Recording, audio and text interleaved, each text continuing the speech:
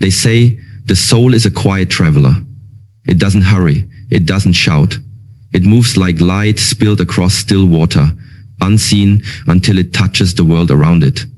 In the beginning, it remembers. The way morning used to feel before memory had shape. The hush of the universe before language carved it into pieces. The soul carries this silence like a seed, hidden deep in the hollow of its being, waiting, and then the body comes. A vessel borrowed from dust and hunger. It forgets the seed. It learns time. Pain becomes its teacher. Love becomes its language. It lives inside the noise, wrapped in questions it can't unask. The journey begins here, not in birth, but in that forgetting. The moment the soul misplaces its origin and begins searching for a reflection in every other face, it moves through lifetimes disguised as moments. Disguised as moments. It speaks through dreams, through the ache beneath joy, through the longing that never introduces itself but sits beside you like an old friend, a memory with no name. And death? Death is not the end. It is only the beginning of return, not backwards, no, but inward, deeper, like a wave folding back into the ocean that once whispered it into being. The soul does not flee. It does not vanish. It exhales. You do not lose yourself. You simply become too wide to be held by a body, too quiet to be heard by ears, too present to be named. And so the soul walks on. The soul begins as a silent, timeless traveler.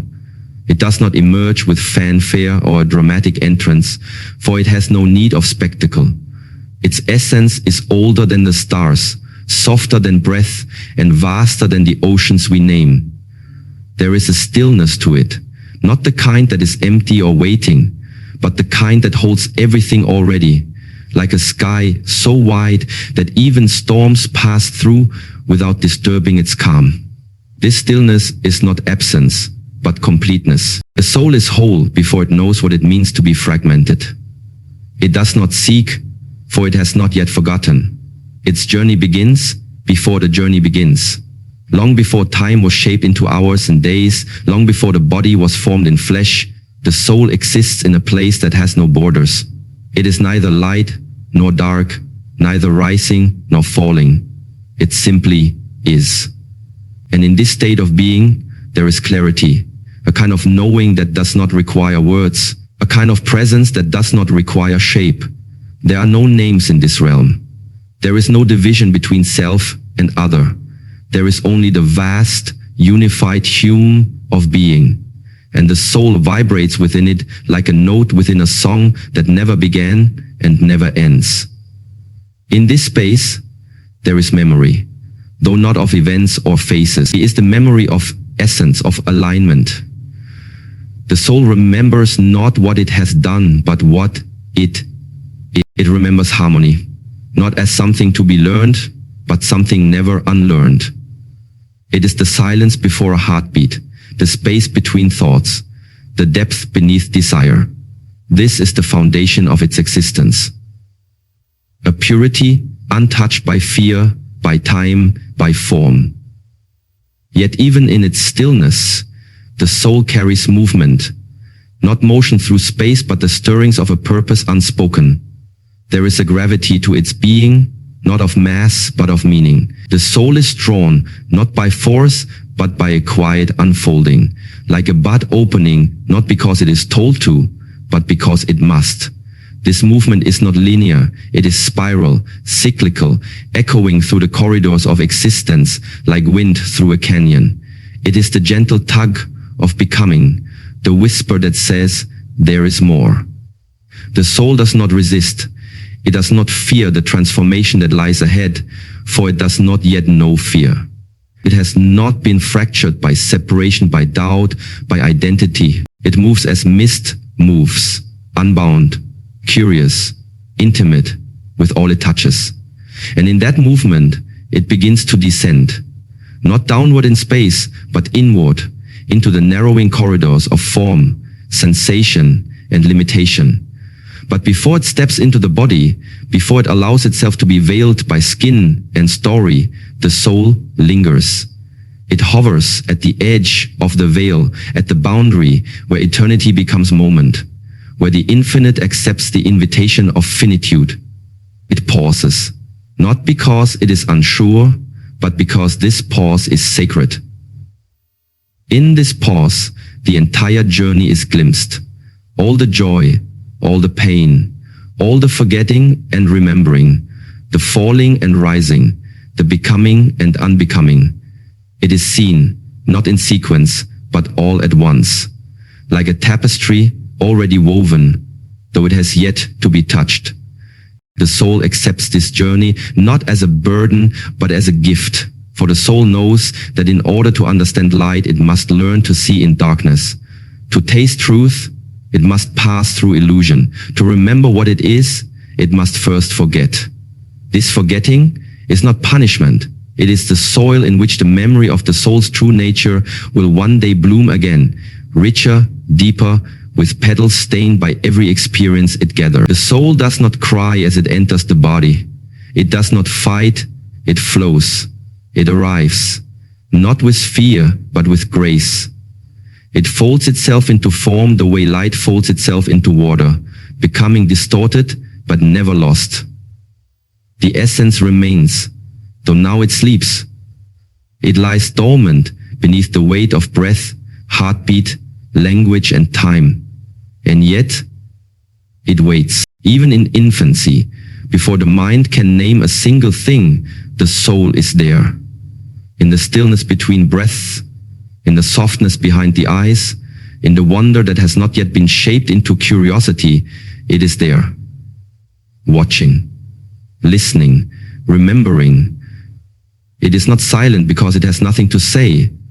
It is silent because it knows everything does not need to be said. Some things are simply known, felt, lived. The soul is not in a rush. It is timeless, and so it knows that urgency is illusion. It will awaken when it must, not before. Until then, it allows the self to explore. It watches as the body learns joy and pain, as the mind constructs its identity, as the world whispers its names. The soul knows that this identity is not false. It is simply temporary. A mask worn not to hide, but to experience. It is through the mask that the soul will one day see its own reflection, perhaps distorted, perhaps beautiful, perhaps broken, but always leading back to itself. Throughout childhood, there are moments, small, brief, often overlooked, when the soul peeks through. In the sudden hush before sunset, in the gaze of a pet whose love feels unconditional, in the solitude of a rainy day, when the child feels something stirring they can't name. These moments are not accidents. They are whispers from the soul, reminders that beneath the noise, something eternal still watches, still waits. As the journey continues, the soul recedes further, not out of abandonment, but out of reverence. It allows the self to fall in love with the illusion of control, with the theater of ego. It does not judge the masks we wear. It understands they are part of the dance. It waits, even as we forget its voice, even as we mistake ambition for purpose, fear for truth, appearance for reality. It does not plead. It knows that forgetting is part of remembering. The soul travels with you even when you feel most alone, especially then. For aloneness is the closest the self can come to silence, and in silence the soul breathes. It does not need belief to be present. It is not strengthened by worship, nor weakened by denial. It simply is, humming beneath all things, waiting for the moment you pause long enough to feel it again. As years pass and the self gathers more experiences, more wounds, more questions, the soul continues its silent walk. It does not walk behind you or ahead of you. It walks with you, not beside, but within. It is the part of you that never ages, never flinches, never doubts. It is the eye behind the eye, the voice. Some feel it again in love, the kind of love that strips the self bare, that makes you forget your name and remember your essence. Some feel it in grief, in the tearing open that follows loss, when the noise finally cracks and something deeper spills through. Some feel it in solitude, in the vastness of nature, in music that says what words cannot, in poetry that feels like home.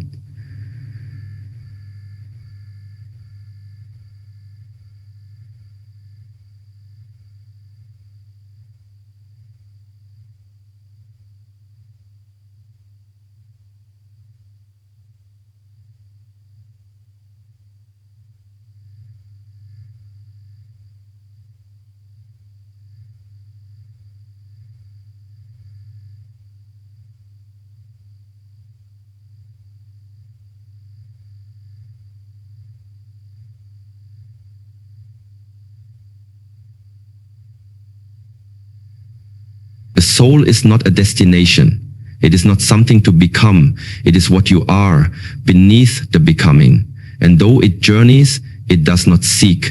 It unfolds. And in its unfolding, it teaches the self not through answers, but through presence. This presence is quiet. It does not impose. It does not shout over your fears, your dreams, your confusion. It simply waits. Like the moon waits behind the clouds, like the tide waits beneath the ice, like the stars wait in daylight. The soul is patient. It has watched empires rise and fall. It has moved through galaxies and slept in atoms. It has known silence deeper than death and light older than suns. It does not measure your worth in achievements or failures. It does not care how loudly the world speaks your name. It listens only for the moment when you turn inward, even for a breath, and ask not what you are doing, but what you are. In that moment the soul stirs, not because it has been awakened, but because you have remembered. And in remembering, the journey begins again, not as a new path, but as a deeper spiral. For the soul's journey is not linear. It is not a straight line from birth to death, from ignorance to enlightenment. It is a spiral inward, a deepening into truth, a return to the stillness that has always been home. The body introduces forgetting, time, and experience. It is the moment the soul trades its silence for a pulse, its formlessness for skin, its timelessness for the steady tick of breath and bone. The soul does not resist this transformation. It allows itself to be wrapped in limitation, to be folded into shape, to be held by a vessel that will eventually age, bruise, and break. The body is not a prison, it is a teacher. But before the lesson begins, the soul must first forget that it ever knew. The moment the soul slips into form, it passes through a veil so thick even memory cannot follow. The vastness it once knew shrinks into narrowness. The infinite becomes particular. It wakes to boundaries, edges that define inside and outside, self and other, here and there. The soul, once fluid as wind, is now defined by skin. It moves not by will alone, but through the friction of muscles and joints, through weight and resistance. The world greets it with sensation, and sensation becomes language, warm, cold, soft, loud, bitter, sweet. The soul, unaccustomed to duality, begins to divide experience into pieces, labeling them, owning them, fearing some, clinging to others. And with the body comes time. Time does not exist for the soul in its original state. It knows only cycles, presence, rhythm, without clocks. But in the body, time arrives as both a measure and a boundary. There is a beginning, a middle, and end. There is growth and decay. There is youth that slips into age, moments that can be missed, choices that seem irreversible. Time becomes a current that carries the self forward, whether it's ready or not. And in this current, the soul forgets the eternal ocean it came from. It learns to fear endings. It learns to rush beginnings. It begins to believe in the illusion of not enough. The body experiences time not only in its unfolding, but in its hunger. It needs, it wants, it aches. The soul, once whole and unseeking, now finds itself tied to a vessel that depends on external things: air, food, warmth, touch, safety. The soul does not resist, but it must adapt. It learns to speak through flesh, through feeling, through instinct. The experience of being in a body is raw, relentless, intimate. The soul feels pain in ways it never did before. It feels the ache of a scraped knee, the sting of rejection, the burn of shame. It learns what it means to cry, not with light or vibration, but with tears. It discovers the fragility of form and the intensity of being seen, judged, touched. Experience begins to accumulate like dust on a mirror.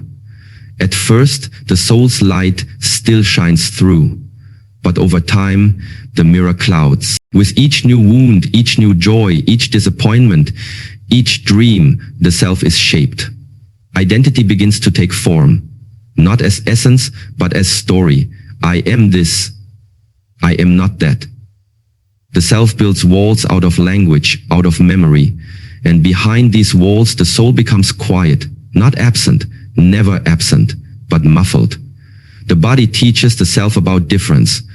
Where the soul once knew only unity, now there are others, other people with other needs, other fears, other loves. The soul, now encased in flesh, begins to perceive itself as separate. It must learn to navigate relationship, conflict, comparison. It must learn to love not as a state of being, but as a verb, as a choice, often hard-won. The soul, which once existed in seamless connection, must now bridge the gaps that perception has created. Forgetting is not failure, it is function. To live fully in the body, the soul cannot carry all of its knowing. It must become immersed, like an actor who forgets their real name to become the role. The soul plays this role sincerely. It learns what it means to try, to strive, to regret, to rejoice. Each experience is a thread in the fabric of understanding. Each scar is a doorway to compassion. The forgetting allows the soul to become intimate with detail, with a single moment, a single breath, a single touch. The mind, born of the brain, becomes both ally and obstacle. It gives the soul tools, language, thought, logic, memory, but it also constructs barriers. It clings to identity, to past and future, to fear and control. The soul watches as the mind tries to make sense of things too big for it. It watches the self-built beliefs to shield itself from uncertainty. It watches the mind label things good and bad, right and wrong, trying to build order on a groundless foundation. The body brings mortality into awareness. It is impossible to live in a body and not know that one day it will end. This knowing changes everything. It colors joy with urgency. It gives weight to decisions. It makes loss inevitable. And yet, it is death, the shadow of death, that gives life its fierce beauty. Without the body's impermanence, the soul could not understand the preciousness of presence. The cherry blossom is beautiful because it falls. The sunset is beautiful because it fades. The body teaches the soul that everything that matters is fleeting, and that this is not a tragedy but a kind of grace. Through the body, the soul also learns pleasure. Not abstract bliss, but tactile joy. The taste of fruit, the warmth of sunlight on skin, the laughter shared in dark rooms. The soul, housed in flesh, learns that the sacred can be sensual, that the divine can be felt in a lover's touch, in music that stirs tears, in food shared after hunger. These experiences are not distractions, they are part of the teaching. They root the soul in life. They remind it that beauty is not a concept, it is a felt thing, lived and lost and longed for again. The body also introduces conflict. Inner conflict between desire and discipline, fear and courage, loneliness and solitude. Outer conflict with others whose wounds mirror your own. The soul learns to navigate these tensions, not to resolve them, but to deepen through them. Conflict becomes a forge. The body becomes the crucible in which the soul is tempered, tested, reshaped. Through anger, it learns boundaries. Through heartbreak, it learns surrender. Through failure, it learns humility. The senses become both windows and walls. They let the world in, but they also deceive. The soul must learn to discern. Not everything seen is true. Not everything felt is final. Illusion becomes part of the curriculum. The body in its limitations teaches the soul about projection, about attachment, about the pain of mistaking the temporary for the eternal. Yet through this pain, the soul grows. It becomes more than it was, not by addition, but by depth. It learns empathy. It learns nuance. It learns to hold contradictions. Time moves forward. The body matures. The self becomes more complex. Memories stack like books on a shelf. The soul, still present beneath it all, feels the weight of these stories. Some lift it, others bury it, but all are part of the experience.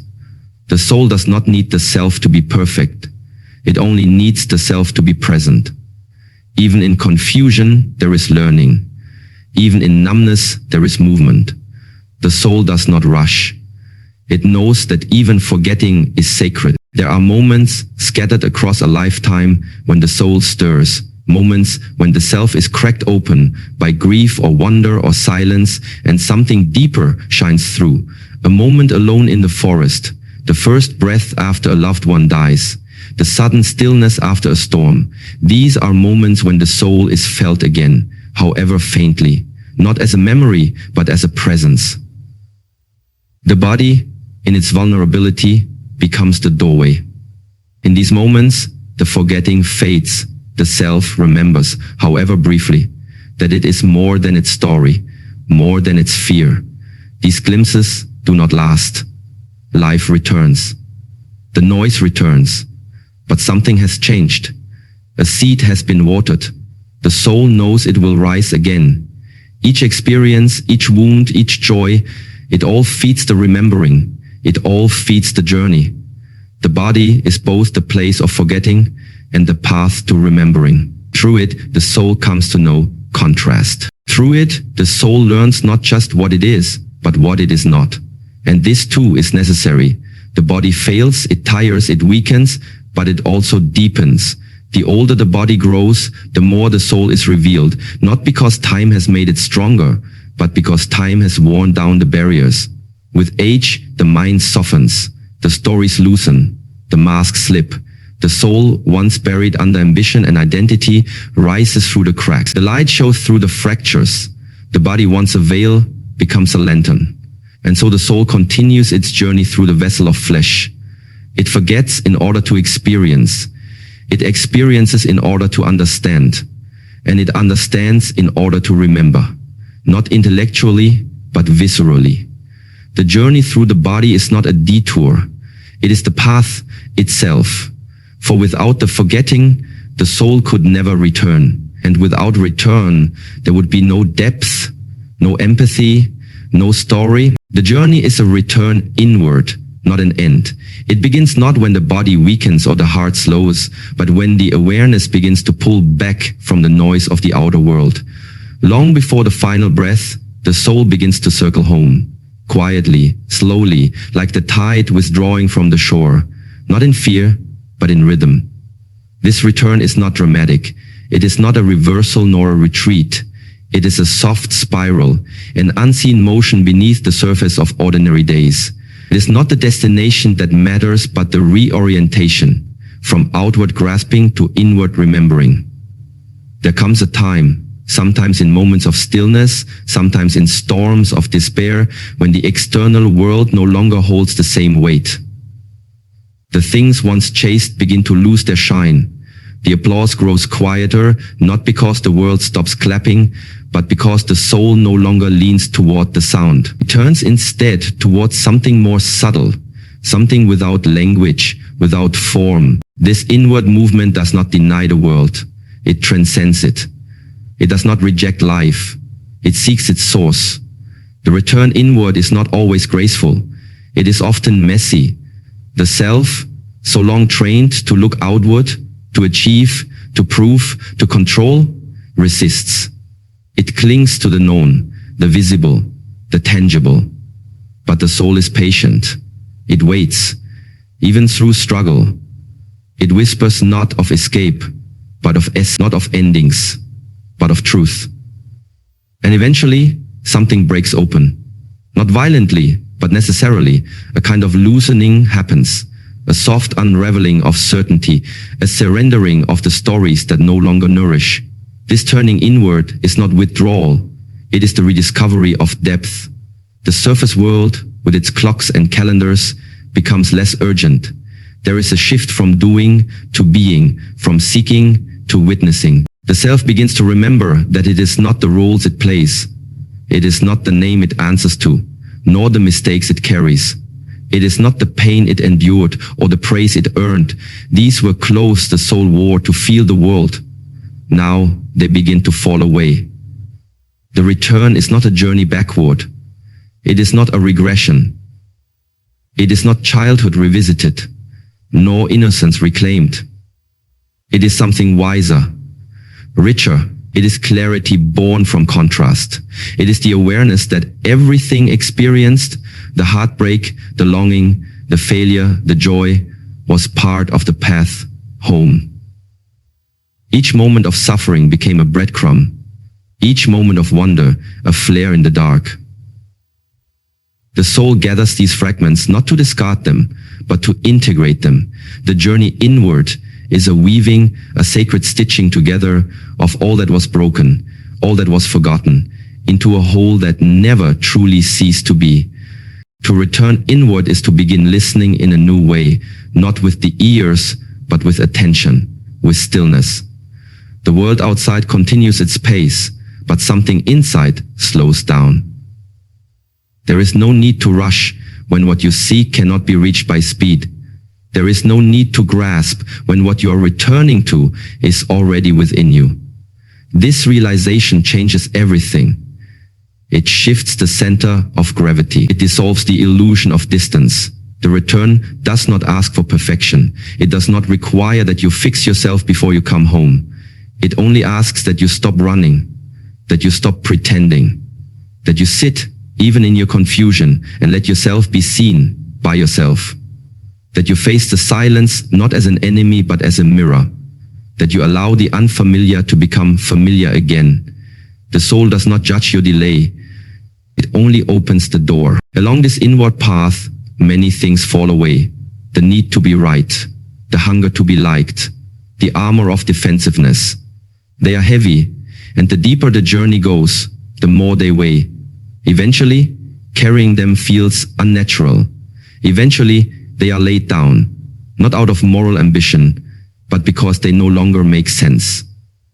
The soul does not rise through effort, but through release, through shedding, not stacking. Time behaves differently here. The deeper the return, the more the linear dissolves. Moments blend.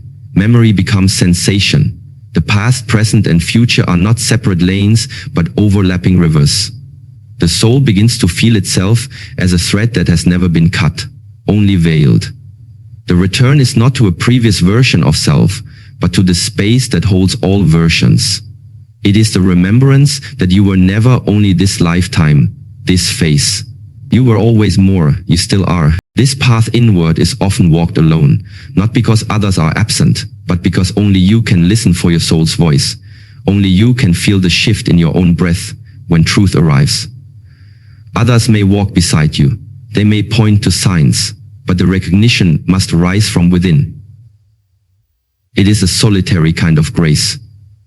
Not lonely, but intimate, sacred. You are not abandoned. You are being invited into the most honest conversation you'll ever have, with the one who never left. You begin to feel the quiet differently. It no longer threatens, it comforts. It becomes a place of return, not something you escape into, but something you return from. More whole each time. Silence becomes fertile. Stillness becomes active. These are not absences, but presences misunderstood. The soul teaches not by instruction, but by vibration. It speaks through alignment, through resonance. You don't understand it like a fact, you feel it like a homecoming. Emotions shift, not because you are no longer triggered, but because the triggers no longer define you. Anger still comes, but it moves through more quickly. Sadness arrives, but it is no longer mistaken for identity. Joy arises, but it does not become a goal. You begin to witness instead of attach. You feel more, but suffer less. Not because you escape life, but because you are more fully in it. The soul expands within the self, and the self becomes porous. More light enters, more shadow too, but now even shadow is seen as teacher, not enemy. You realize that the journey was never about becoming better. It was about becoming more true. The masks fall away, not to reveal perfection, but to reveal presence. You do not become a saint. You become real, messy, open, soft, where you used to be guarded, clear, where you used to be confused, still, where you used to chase. The soul does not need you to ascend, it needs you to arrive. You may begin to feel a strange kind of nostalgia, not for the past, but for something eternal. A longing not for a time or place, but for truth, for essence. This is not yearning for escape. It is the call of the soul to itself. It is the pull of remembrance. It is the seed remembering the tree. It is the ocean calling its wave back home. And in answering this call, there is no destination. There is only deeper intimacy with the moment. You see others differently. Where once you saw enemies or rivals, you begin to see wounds. You begin to see children who forgot. You begin to see the soul behind the masks, the sacred within the chaos. Compassion flows not from obligation, but from clarity. Forgiveness arises, not as a virtue, but as a freedom. You release others, not because they deserve it, but because you no longer need to hold them hostage in your story. The soul, returning inward, finds peace in the untangling. There is a strange freedom in this inward return, a freedom not from responsibility, but from illusion. The illusion of control, the illusion of separateness, the illusion of achievement as salvation. These illusions fall away, not with effort, but with honesty. You simply stop pretending. And in that rawness, something ancient reawakens. Something that was never gone, only buried under performance. You begin to live differently, not necessarily slower, but more attuned. You speak more carefully, not out of fear, but out of reverence. You choose more consciously, not because it guarantees success, but because it honors alignment.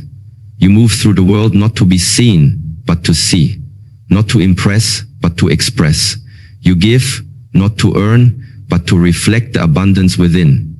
You become less concerned with meaning and more attuned to presence. Meaning begins to rise from presence itself. The world does not always support this return.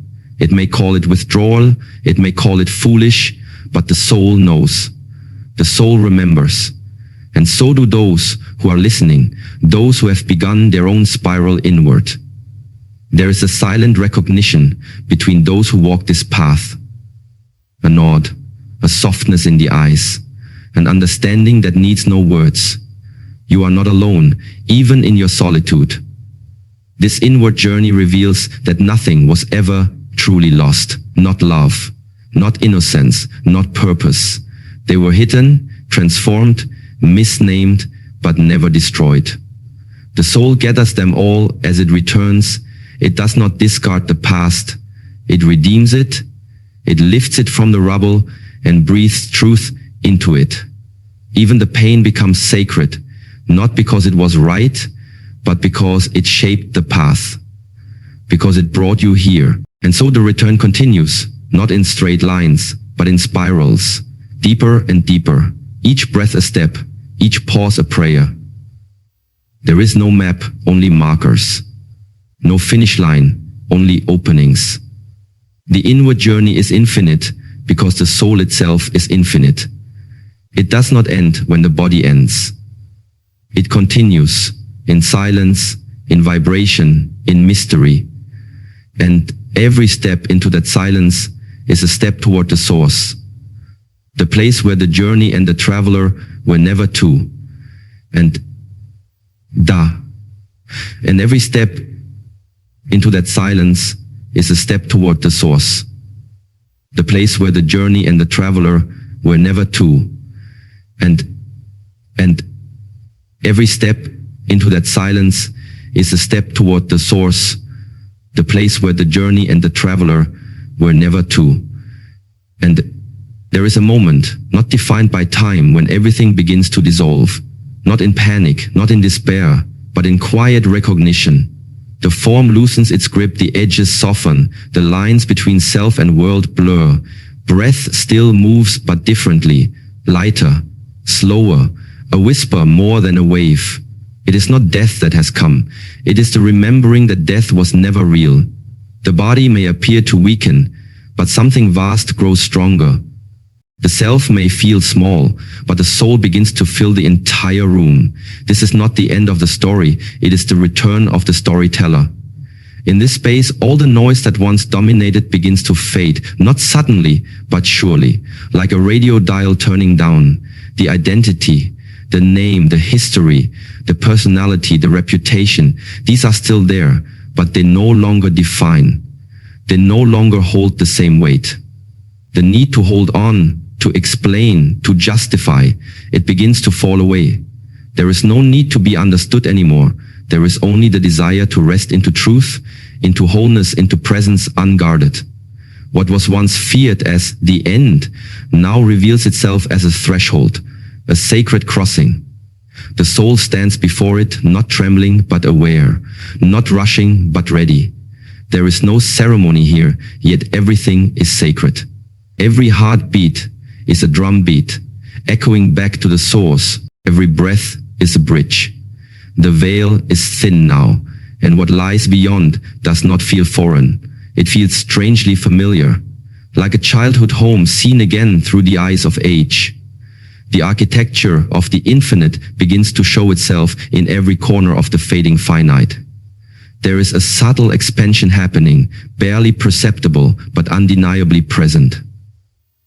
The mind may still try to hold on, still try to make sense, still try to ask its questions, but the soul does not answer in words. It answers in light, in peace, in clarity that does not require explanation. The intellect does not disappear. It simply takes a humble seat beside a knowing that is deeper than logic, older than thought. The final journey is not through ideas, but through essence. Memories begin to surface, not as a flood, but as stars blinking into view across the night sky. Some vivid, some faint, but all connected, each one a thread in the great weaving. The soul does not judge these memories. It does not label them success or failure. It holds them all equally, as experiences that shape the path, as ingredients in the becoming. Even the darkest ones are embraced now, not excused, but seen, understood. The story is not rewritten, it is reframed, from the lens of love.